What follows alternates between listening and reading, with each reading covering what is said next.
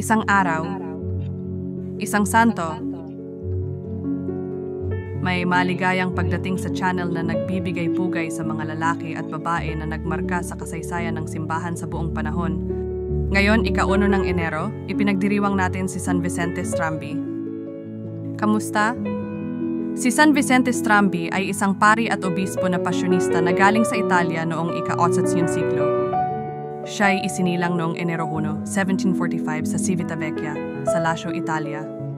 Si Vicente Strambi ay maagang nakadama ng tawag sa relihiyon.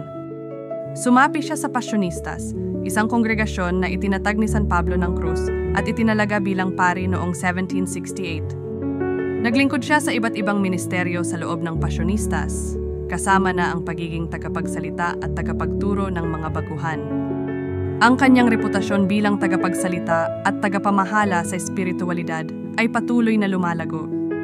Noong 1801, si Vicente Strambi ay itinalagang obispo ng Macerata at Tolentino.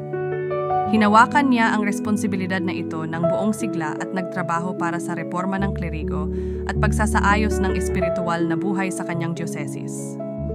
Bilang obispo, patuloy siyang sumusuporta sa kongregasyon pasyonista at nagtatrabaho para sa pag-akto ng simbahan dito. Naitalaga siyang kardinal ni Papa Leon XII noong 1823. Namatay si San Vicente Strambi noong Enero 1, 1824 sa kanyang kaarawan sa Roma, Italia.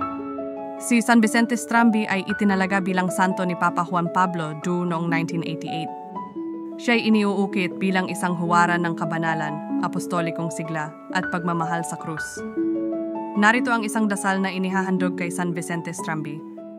O Diyos, na nagbigay kay San Vicente Strambi ng mainit na pananampalataya at apostolikong sigla, bigyan mo kami, sa kanyang pagsusumamo, ng biyayang sundan ng iyong anak ng may bukas pusong pagmamahal.